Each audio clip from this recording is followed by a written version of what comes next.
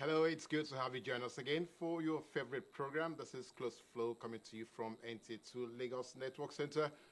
Delight always to know that, well, you are ever, committed to watching and joining the conversation as we reveal to you yet another aspect of our story, the unveiling the story of Nigeria and how this nation can actually become one of the greatest nations on the face of the earth. Well, yes, today we know that today is also part of the celebration of the Earth Week, the Earth Day. We also know that today is also part of the continuous celebration of the Eid, and so we are joining all these elements of our humanity to see how the story of Nigeria is being shared with the rest of the world. So what are we looking at today specifically? Well, the interesting thing is that the Nigerian story keeps, the narration keeps changing, and we are trying to see how Nigerians can actually be the author or the final author of what the Nigerian story, the Nigerian truth should be shared with the rest of the world. So many issues have actually come up about how Nigeria has evolved as a nation, and so many other trending issues are also there. How Nigeria is still relevant as a nation, or how Nigeria, the national aspiration of Nigeria as a nation, can actually be fine-tuned, can be rejigged, and of course can be exported all over the world so that everybody can buy into that story of what Nigeria is and what Nigeria can be. So we have heard before that some people are saying Nigeria is the giant of Africa, and some others are saying that literally that may just be like a coinage, but not in truth. Some people are saying, well, okay, Nigeria has a one in every 4 Africans is in Nigeria, so Nigeria is the most populated African nation, and therefore Nigeria can actually become the economic superpower on the continent. Now, there are so many other issues about how the fact that maybe the colonial experience of Nigeria has not been totally, removed from the way we interact with ourselves. And so we have issues of tribalism, the issues of ethnic rivalry, issues of religious fanaticism. Now, are all these elements part of what should be the negatives about Nigeria as a country?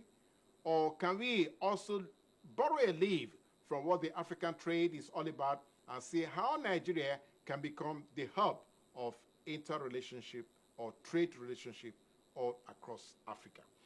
These are the pertinent questions that our distinguished guests, as a matter of fact, we have gone to behave like Fela this time around because it says you should double the bass. So we have doubled the bass drum, the bass guitar. We have said to ourselves, let's get 2 iconic Nigerians to come into the studio and share with us their own perspectives on what Nigeria can do to become the giant of Africa, what Nigeria can do to readdress where Africa is currently being positioned.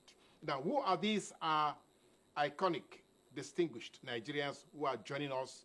Well, both of them are not here with me in the studio live, but they are live from their locations, and once we come back, I will let you know where they are and how we are going to be interacting with them. Stay with us.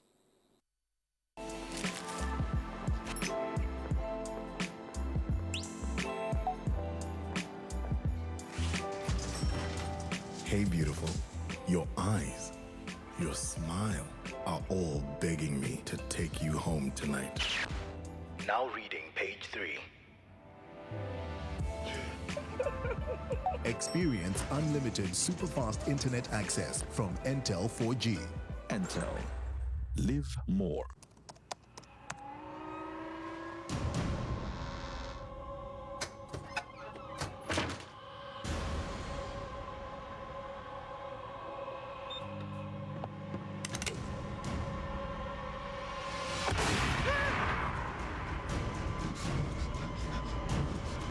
Experience unlimited superfast internet access from Entel 4G. Pentel. Live more.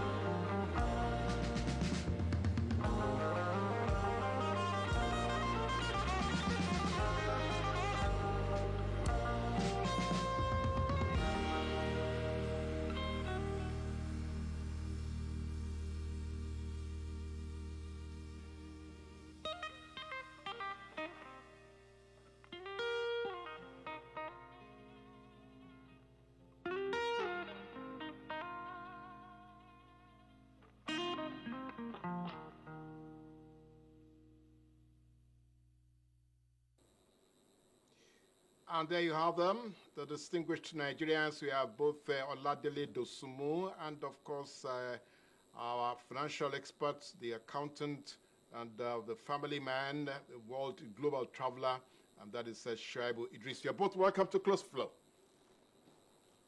Thank you very much. Good morning, Nigerians. Good morning, viewers. And thank you for having me. Thank you very much, Shuaibu. Thank you so much for coming. Barika, the Ida Filtre, yes? Thank you. Thank you very much. We are still in the joyous mood. Thank God the federal government of Nigeria has declared today a public holiday in celebration of the Idris, and we are happy for that. Thank you once again for the wishes. Okay, Shuaibu, we're going to be delving into that shortly, but let's get to thank you also from Oladele. Oladele, are you there with us? Can you join us now? I can hear you loud and clear. Good morning or good afternoon, everybody. I say happy celebrations to everybody in Nigeria. Warm wishes and wish us all a good day. So hello, everybody. Okay, great. What I have done, Oladele and Shuaibu, is to say to ourselves that religiosity, we want to dissect religiosity and diasporic contribution to the national goal or the national drive or the need for the African continent to look at itself again and say, how do we actually take a space in the global space? Now, so who is going to start this? Let me start with Shuaibu. Let me give Shuaibu the benefit of being our chief celebrant for today. So Shuaibu, is it about religiosity? Is it that we are over religious, or is it that we are too how do I say it? We are too expressive of our religious inclinations, and these may have actually, in a way, affected our drive for nationalism. My brother, thank you very much for that question. And I'm sorry, I'm going to be a bit brutally frank about ourselves as Nigerians, so that we may be able to see reasons to change. Great. Fundamentally, God in heavens, who created the earth and indeed all other planets, created mankind, created other animals, created jinns. And he did say in the Holy Quran, and I quote, وَمَا خَلَقَتُ الْجِنَّ وَالْإِنسِ إِلَّا لِيَعْبُدُونِي, meaning, I've not created man and jinns except but to worship me, and that is me, God. Now, juxtapose that verse of the Holy Quran to the Nigerian situation. A country of about 220 million people, and quite a number of us are fairly religious. A number of us are church goers. A number of us are mosque goers. We start meetings, most corporate meetings, most government agencies, parastatal ministers or council of ministers meetings are started with prayers. Middle of the meeting, lies are being told and deception are being discussed. Criminalities are being discussed. A meeting of, planning to conduct or inflict injuries or conduct evils are started with prayers. And at the end of it all, we close the meetings with prayers. At every meeting, you will realize that a number of the participants would have had one ulterior motive or another in their minds. Now you ask yourself, are we really religious or we are just pretenders, deceive one another? Pretenders, yes. We're so deceptive with one another. We claim to be faithful. We claim to be believers. We claim to be members of a humanity club, and but we do everything. Every action we do is contrary to what members of an association or club should do to their members. You just wonder, where is our faith? So I will tell you, we are a country of people, majority of whom, their beliefs, their strength of faith, to say the least, my brother, is questionable. Okay, great. I must doff my hat to you there, Shuaibu. You say you're going to be brutal, and you are indeed very brutal. That, yes, we start meetings with prayers. Halfway, we are already ruling out lies and deceptive statements. Now, let me come to the man who has taken our vision to the foreign environment, and is now looking back at what we need to do. So, from the diaspora, how do we look at what Shuaibu has just described for us here? The character, as it were, of what we say is our faithful desire for our nation. Yes, Oladele? Okay, my brother Shuaibu, you've basically made some very good points, and I'm going to agree with you. But this is my perspective as somebody who's been out of the country, who's been in the country.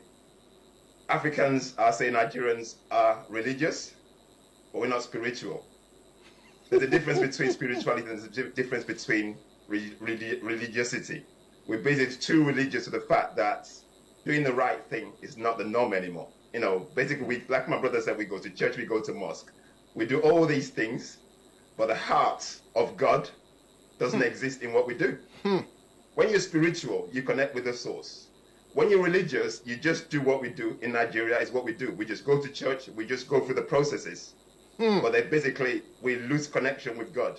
So for me, all I'm going to say on this top is Nigerians are religious but not spiritual. We lost connection with God. And because of that, that's why Nigeria is messed up at the moment, excuse my language, but that's why we messed up, because we lost the source of God. Basically, the true spirituality The connection in God does not exist in us at the moment. We've lost it. I'm sorry to say. Okay, now, no, just like Shuaibu says, maybe there's no need for us to apologize. You are saying the truth the way you have seen it. Okay, now let's move it forward. So let me come back to Oladele, then I will now see how Shuaibu also is going to respond to that. Now, so where do you think we need to step forward? What do we need to do? How do we re-examine where we are right now, and how, therefore, we can navigate and cross over to the new emerging trajectories of development across the world? My brother, what we need to do is basically we need to look at ourselves in the mirror. Every single person, a Nigerian, wherever you are, what are we doing at the moment? Does it, is it spirit-filled? Is basically, are we doing the right thing? Because for us to move Nigeria forward, every one of us are guilty, one way or the other. Every one of us is guilty. Basically, we do things contrary to our faith, so-called faith. So in order for us to in order to move forward, we need to look in the mirror. Let's do the right thing. In the family goes to the school. From the school goes to the parastatals. We go to government offices. Basically, if we can get the fundamentals right, which is basically loving each other, not doing no harm to each other, then we can move forward. But the Nigeria I see, I don't see that. I see that anybody who gets in a position of authority is readily wants to attack the next person. They would say, do you know who I am? Omentimo Jenny, those kind of stuff. And for us to move our country forward, we need to love. Love is the key. We need to love. If we love each other, as we say, the Bible says, that the Quran says, then we will not harm each other. But as long as we keep trying to trample upon each other, this is basically why Nigeria is not moving forward. We keep ignoring the basics of the fundamentals of life. You have to get the basics right to move forward. For us to move forward, guys, basically all I can say on this is we need to love each other. Love is the key. If we love each other the way we should do, then Nigeria will move forward. We will do the right thing. Instead of bribing or the corruption that persists in our systems, we need to basically look at inwards. Basically, we are all part of it. We are all corrupt one way or the other. Because if the corruption is not rife in us, then Nigeria will not be where it won't be so messy at the moment. Okay, all right. Shuaibu, your partner is saying that if you are pointing one finger out there, 4 fingers are pointing back at you. So how do we now address this issue? What is love that we are now preaching on a day like this? Thank you very much, Dele, for your submission. I will say what Dele has submitted is what I can call step 2 of the process. Step 1 is, first and foremost, examine, each and every one of us should examine himself or herself. Who am I? What is the purpose of my life? What was the purpose of my creation? What contribution do I have to make for my own betterment first, and then for the betterment of the larger society?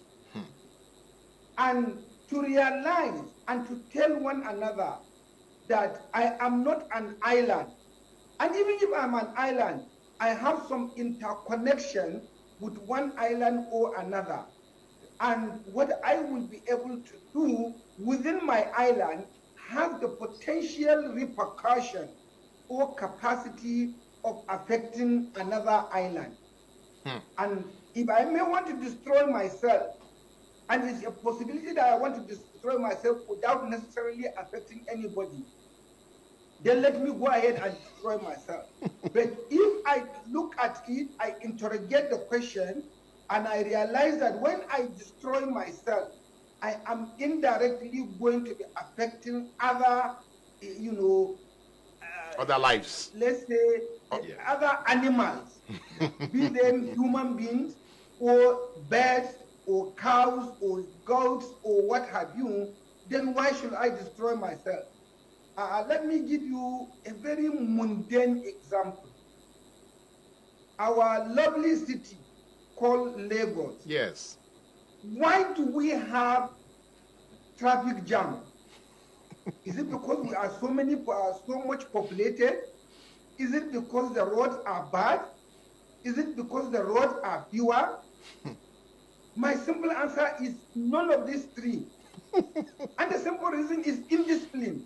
Mismanagement. A dumper driver, a taxi driver, and other miscreants will beat traffic light, will refuse to follow a simple line, and rather go and block. And in that process, every other person, guess what? Gets affected.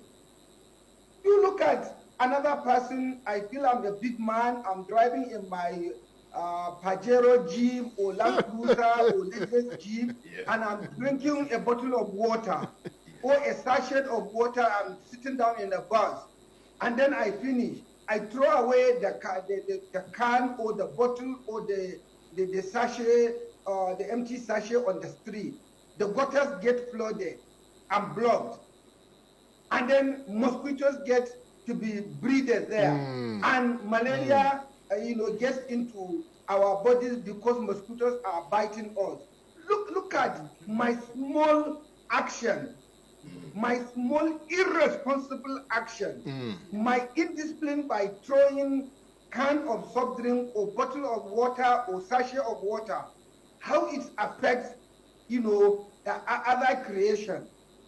Okay. Let's talk about the flood that could cause death. So I said to myself, what my dear brother Dele has espoused is a step 2. Step 1 is, let's look at ourselves. Self-examination. Who am I? What is the purpose of my creation? What are my mission? What are my vision? What are my core values? And we always say, oh, we are religious, we are this, and in all these, like I did say, even in clubs and society, association, these virtues of ethics, virtues of living are not preached. You have pastors and imams that have been, adjudged, quote unquote, criminals because they share in the national care. Okay, all right, Shuaibu, that is great. I like what you have just done for us. Step 1 is self-examination, which is close to what Dosunmu also said earlier on. But what we have highlighted here is about purposeful living. Purposeful living. So do we see ourselves as Nigerians to have a purpose as citizens of this country? Some people have said somewhere that there is an error with Gen Z, that is Nigerian next generation. They are saying to themselves that intelligence is far better than experience, whereas the older generation is saying that experience is far more practical than experience or than intelligence. Now, so Oladele, how do you respond to that? Do you think that can help us to define the purpose of our lives as Nigerians, as Africans? Is it about experience or intelligence? Is it about cognitiveness or about... Yes, okay, so what do you think? Okay, my brother, I think we need both. Oh, you great. Need experience. Great. You need experience because obviously, if you want to navigate the challenges we face in Nigeria, yes, we need the experience. We've had people before us who've seen the challenges and the things we're going through. So obviously, some of those experiences obviously could be questioned. I can say that. But also we need the youth as well, because basically Nigeria at the moment has the biggest population, youth population in the world. Yes. I'll say. Yes. So we have the biggest. And we need to harness the youth to actually do the right thing. And so this is basically where we need the experience. The experience, basically, the experience who have the right attitude to actually, mentor the coming generations. So with the exuberance of the youth and the experience of the old, but like my brother said, we have to add values to it. Core values had to be added. So in order for you to bring those together, we need people who actually care, not just about themselves, but the collective.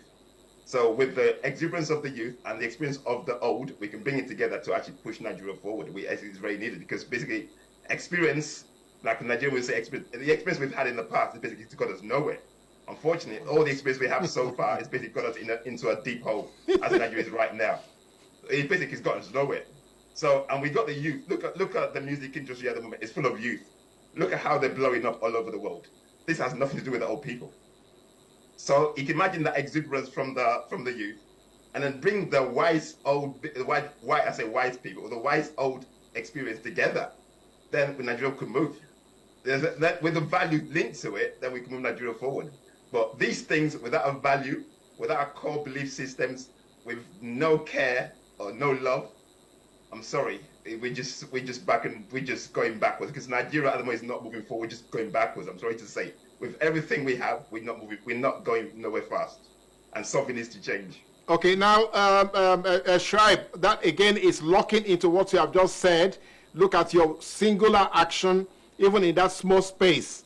By throwing things on the street, you are actually endangering the environment and the lives of other people. Now, but before I give it back to Shuaibu to further, help us to understand how to navigate this discussion, I think we have done about, I don't know what my producer is saying, but he thinks I should just give both of you a little bit of break so you can go back into your research books. So when we come back again, we now can practicalize some of the things that we want to put on the table. How the experience and the exuberance of both the older and the younger generation can be merged for us to have the new Nigeria. Stay with us. We must dilate the eyes, we look for if they have cataract, we look at the back of their eyes, they have glaucoma, we do a full workup for them. A lot of our government should actually open their eyes, especially southwest of the state. We're going to be looking deeper than we ever looked in before to ensure that we close all the loopholes. It manifests as physical support.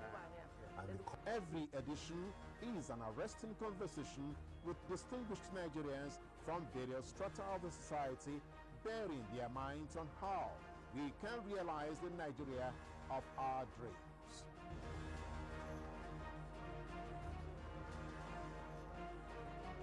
Join us live on Close Flow, Monday, every week here on NTA2 Lagos Network Center. Close Flow. The conversation is about you. All right, thank you for staying with us. We still have our distinguished guest with us also from the two different locations. But quickly, because the conversation is about you as a Nigerian, wherever you are in the world, we would like you to be a part of this discussion, part of this theme that we are dissecting. So if you can reach us quickly, if you want to hear the voice or the sweet voice of Oladele, and then, of course, the commanding voice of Shuaibu, then you can call us. Let me give you the number. It's a dedicated line. So you just call, and then you will now hear their voices. The call line is 070 50 79 1632. 070 50 79 1632. Dedicated for your voice call. Don't text, don't SMS, don't WhatsApp. Just call us on that line. But if you don't want to call, or you're finding it difficult to reach us by calling us, then SMS us on 080 63 50 8434. 080 63 50 8434. SMS, just text, so we can just read out your questions or your query or your own comment, your own illustration of what we have discussed so far. Or WhatsApp us again also on 080 2038 4130. WhatsApp 080 2038 4130. From anywhere you are on earth, send us your own reaction or responses or thinking on what we have done so far. Now, Shuaibu, let me quickly come back to you because you're distinguished alumnus of several management academia across the world. You're also a global traveler. So can you, like you said, can you juxtapose what we are passing through or what we are going through as a nation and what you have experienced in your interactions with the rest of the world? So what is lacking? Where is the slack coming from? I like to reiterate the fact that the two parameters we were discussing before the comfort break we just had are extremely important in any community, in any society, in any association. What are these parameters? Experience and intelligence or intellectual. Yes. You see, in every team, in management parlance, when we are constituting teams to handle a project, we like to put what we call the matured or the older generations, and then you put the younger generation and the middle age, so that if the older generation are moving slowly, the younger will push the older generation so that they can go a little faster. And if the younger generation are trying to go at Bullet Ben Johnson speed, the older generation will say, hey guys, apply the brakes, slow down, slow down. So it is very, very important. Each are important, parameters in the life of a society, a nation, a community, a club, or an organization. Imagine a life without, intelligent people. This platform we are using to do this program that we are currently doing now. You are reading me from Kaduna. Dele is being read from UK. You are in Lagos. Yet, the world over, everyone can see us. Without intelligence, will there be innovation? The answer is no. If we were just to stay with knowledge, experience, without knowledge, will the nation, will the world be where it is today? The answer is no. Isaac Newton and other, scientists that have made several discoveries wouldn't have done such discoveries without innovation, without thinking, without intellect, without knowledge. So I hope I have added value to that. Yes, indeed, you have. So just go on to the next point. The next point is my experience. To God be the glory, there is probably no continent of planet Earth that I have not been. I have been to Europe, for example, where you will see people that do not necessarily portray themselves as religious or faithful, but they behave even more Christian or more Muslim than the Muslims themselves. They keep to terms and conditions of contract. They keep to time. They are decent. They are ethical. They are morally upright. Yet, they will not even start any prayer. You may not even see them go to churches or mosques. But they are more Christian, more Muslims, more Islamic than some of us. Then you come to Africa, and indeed Nigeria, you see people with this kind of, so wearing their religious beliefs all over, yet, like our dear old musician Bela will say, people for you, behind you, they will say, they will put a lot of things. So, I'm still a UP, so I still remember the shrine. All right, okay. No, but Shuaibu, you have done beautifully. That was very succinct, the way you have just captured that. Now, let's throw it back at Oladele, because again, the Gen Z, now just like you said, the energy, the exuberance, the willingness, the readiness, even to step out and take on the risk will come from Gen Z. Now, the question will be, do we have the Gen Z properly oriented to do what actually can be national in terms of what we want to achieve? Do we have that kind of persuasion? Do we have that kind of understanding amongst the Nigerian Gen Z? At the moment, we haven't got the right orientation. I'm sorry to say. I was a product of free education by Latif Jakonde. Okay? Today in Nigeria, parents have to pay for their kids' school fees. So a lot of kids are not going to school. The so-called public schools are basically dysfunctional. They don't even exist.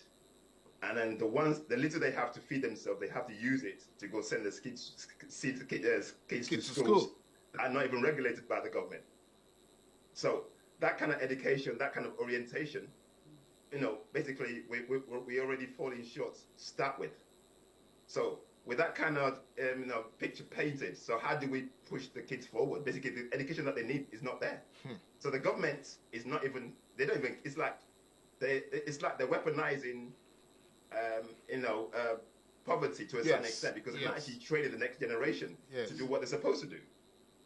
So for me, the best people that I look at Nigeria, a lot of rich people are sending their kids abroad to get education.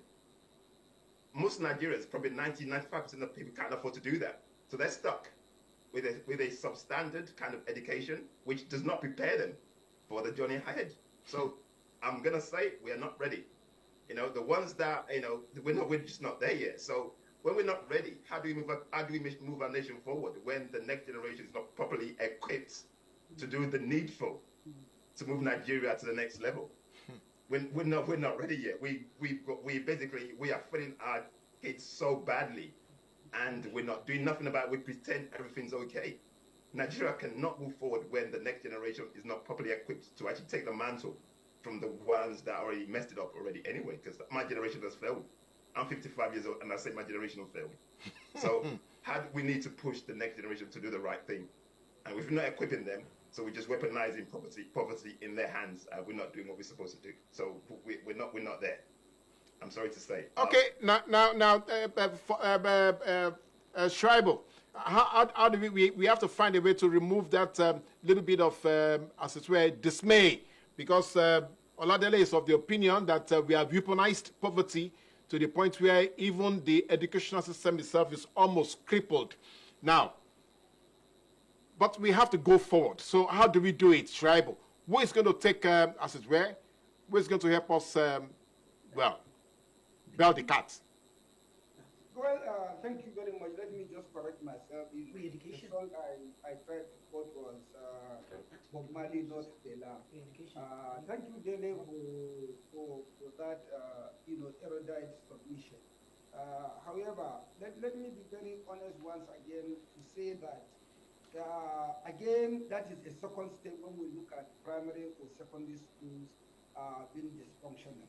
I will start with the family, the nucleus and the fundamentals of our life. The foundation of any child starts with the home, the father and mother. And I agree with Dele that a number of us are a total failure in that regard. I just clocked 59 years old yesterday, 23rd of April, and I can tell you, I always have argument with my brothers and sisters whenever I have the opportunity to ask them a very simple question. Our parents, the quantum of attention they gave us when we were growing up, let's juxtapose the quantum of attention we are giving our children of today and ask ourselves, are we doing justice? Are we giving back to our children what was bequeathed to us by our parents? And the general answer is capital no. This day and age, I am a professional, my wife is a professional, and the day-to-day care of the children is left to nanny, a nanny that don't know her father or mother. What she is teaching, your children, you don't know. So moral uprightness, moral upbringing is lost from kindergarten. From the first school at home, we have lost that. Now, how and where do we want to progress? My professor in the Lagos Business School, Professor Pat, told me, usually when we have this kind of conversation, I say, Prof, I have lost hope. He said, Shuaibu, don't ever lose hope. To lose hope is to die. But honestly, I have decided to recount losing hope completely to say, maybe this country may not move forward during our lifetime. There is a need to have a moral revolution, a total restart from ground zero. Children need to be taught the etiquette of life. My dear brothers, and indeed sisters watching this program, those of us who are 40 and above will tell you, when we were young, you will take a bowl of water to give your parents to wash their hands so that they can dip their hands in either gari, ebao, semolina, or other swallow that we all take, tuo and the rest of it. But this day and age, we the parents are the ones taking all of water to give our children. What kind of total training misdirection have we taken? So we've lost it from the family background. And then wife and husband quarrel before children.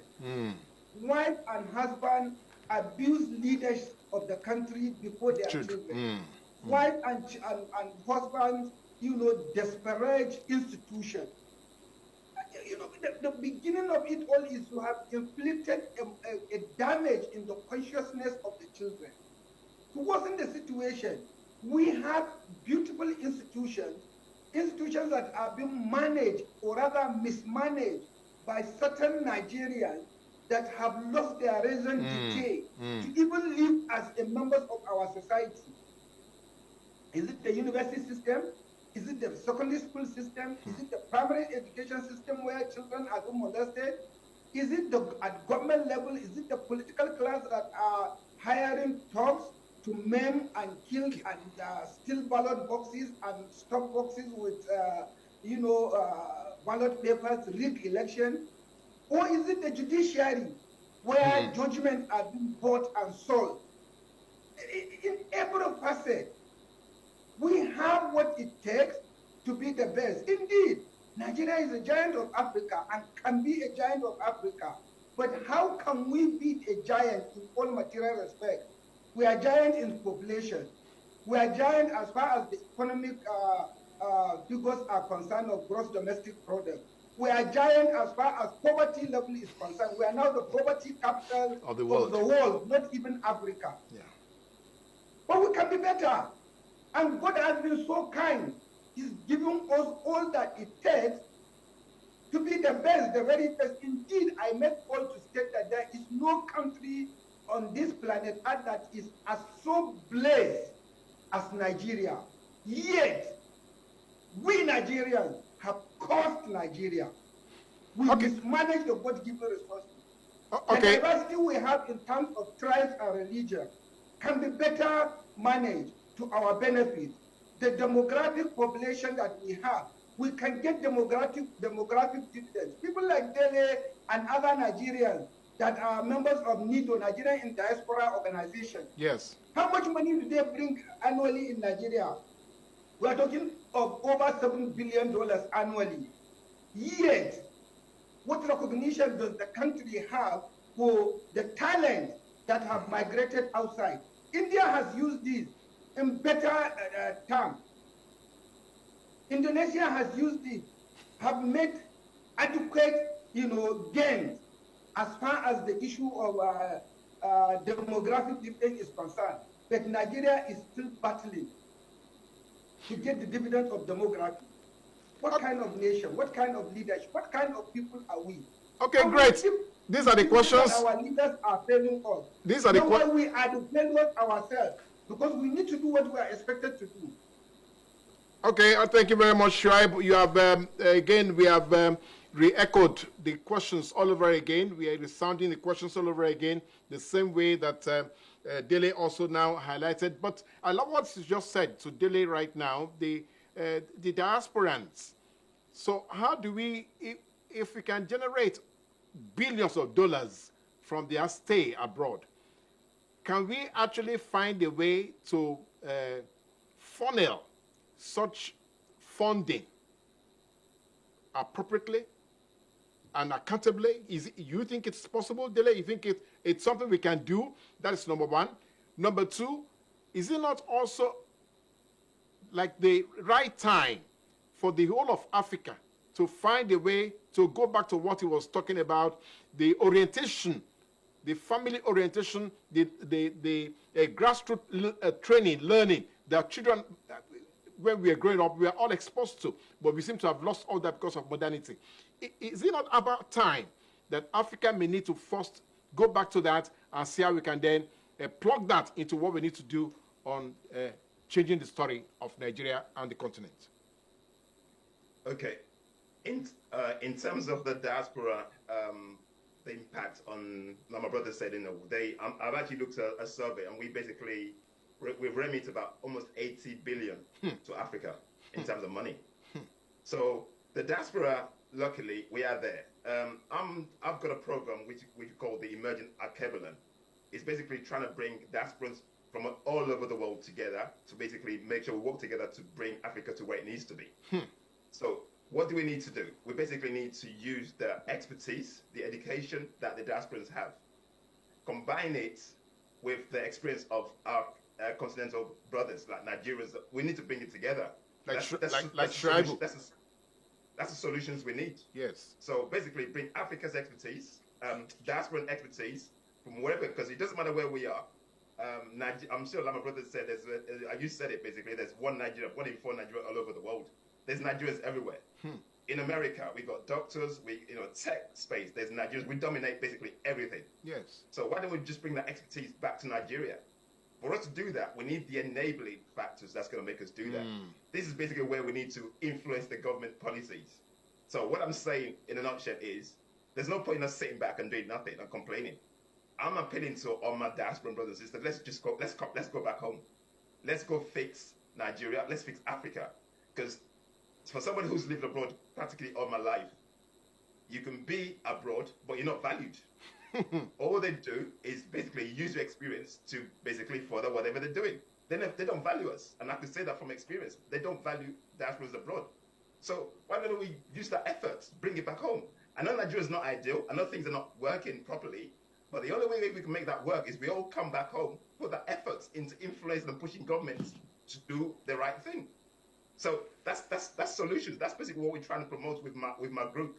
Bring people home. Let's influence the governments wherever they are, so we can actually move the country forward. Because I'm sick and tired of coming home and seeing the mess.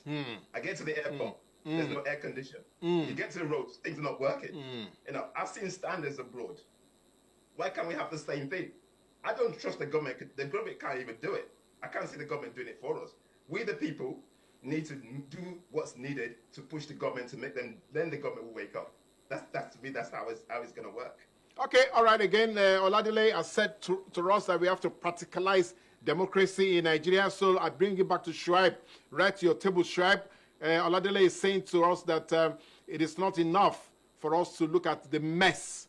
Yes, we keep seeing the mess in our faces, but what are we doing to remove that mess? And you gave us an example of how we grew up, the kind of orientation we got growing up. Now, so let's practicalize democracy in Nigeria. How can we take ownership of governance in the country?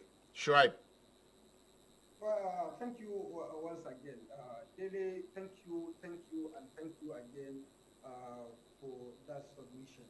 And let me be very candid and fair once again to all of us. It is not just you Nigerians in diaspora that are not being recognized. I make bold to state that even within Nigeria, there are quality materials that have values to add that are not being invited to government either to share their experiences or knowledge. I often, join team of professionals to comment on national issues on a popular program on the Nigerian Television Authority International called Good Morning Nigeria. And a number of policies of government are being interrogated and suggestions being made, but seldom these suggestions are taken. I do appreciate and I like what my dear brother Dele has recommended, that the best thing is let's do it ourselves. Let's start it. Why should I, for example, wait until I am invited to come and join government? And most of the time, without necessarily taking a swipe on anybody, I like to mention here that our dear father, former President Olusegun Obasanjo was the first to look at Nigerians in diaspora to say there is need to tap from the wealth of experiences and exposure from these guys. He invited Dr. Mrs. Ngozi Okonjo-Iweala to come and set up debt management office. That was the first of its kind in Africa. Yes. Today we have a debt management office that manages the debts of Nigeria as a country, as well as the subnational, the state and local government level. Goodluck Jonathan did invite his finance minister, Shekun Adanga, and I can continue to mention names of Nigerians that were invited from diaspora to put in their best. These guys came in, did their best, but they were one among 1,000 people in government. How much impact can they make? It's limited. So the best is those of you Nigerians in diaspora should look inward in Nigeria and look at Nigerians of like mind, people of high ethical standards, people of high moral values, people that you can trust to team up, set up organizations, come into organizations like Institute of Directors Nigeria, like Center for Corporate Governance, like Chartered Institute of Personnel Management, Accountancy, Engineering, team up with these professionals. And let's forget about government. Let's look at what can we do, what can we achieve for Nigeria and even for mankind. Together, we can lead not just Africa, but the world. Okay, all right. Thank you very much, Shuaibu. Again, that is very encouraging, and I love the way Oladele is already responding, and I agree with you. As a matter of fact, I saw him with his paper and his biro already ticking off, what he's going to do next, how to congregate, the experts and professionals, and to form a formidable, as it were, a body for Nigeria and for the continent. Now, but Dele, before we let you go, Alkebulan, is that just a dream, or you think it's a reality that we can actually begin to look at? Alkebulan, is it not just a dream, or it's not a dream, my brother. It's already happening. We're in the process of actually registering it in Nigeria at the moment. I've built a fan base. A lot of people actually follow me. If you go onto my LinkedIn page, Oladele Dosunmu, you will see that my fan base is actually really, really growing. I'm basically putting out the messages out there for people, like-minded people who are willing to do whatever is needed to actually move in Africa forward. We need to push Africa forward. Like I said before, I'm sick and tired of being second class when we are number one. Alkebulan means mother of mankind. Yeah. That's who we are as a people. So for people not to take us serious, to me, is a travesty. So emerging Alkebulan is already happening anyway. It's basically like-minded diasporans, Africa. Basically, if you're a black man, you're more than welcome to be part of the group. So we're looking at like-minded people who have got a mindset change, because the current mindset that we have is not the right way. We need to change the way we think. And in order for us to change the way we think, once we change that, we can push ourselves forward. Like my brothers have said a few things there, but the mindset shift needs to be happen. And so we're looking for like-minded people who think the way I'm thinking, because I'm a radical. I'm sick and tired of all the rubbish that we've been following, because it has got us nowhere. All right, okay.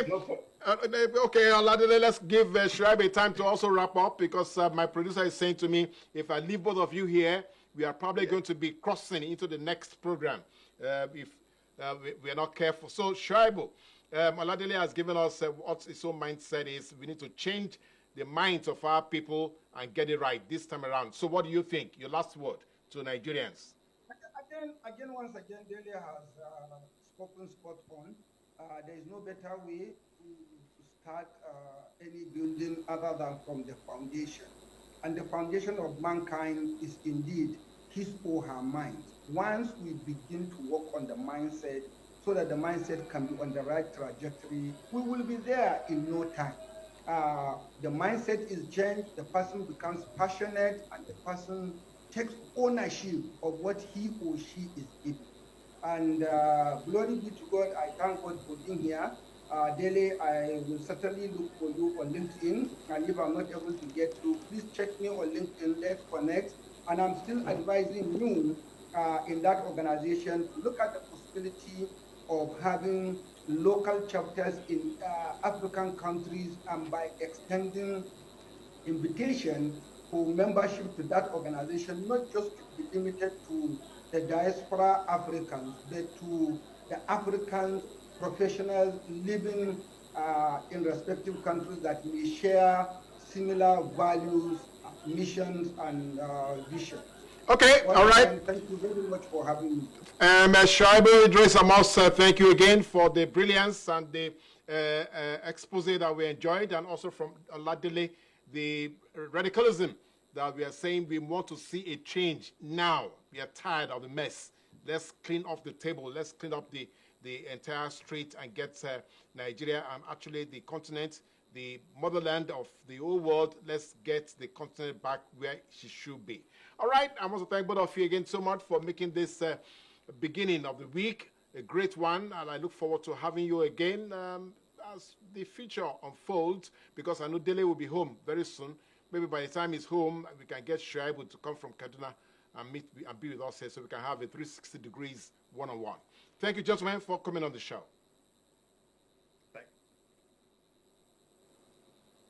All right, and for all our viewers everywhere in the world, I'm sure that you did not get a chance to ask questions or to send in your comment. That is just a technical hitch, one of the things that Dele would like to see us overcome. So next week, I hope that we won't get into that kind of a trap again. So until next week, thank you for watching, and don't forget to go to all our social media platforms, and then you can go join the conversation there and share some of the perspectives, the brilliant perspectives expressed here today with some of your friends and also family members. So until next week, it is bye from us.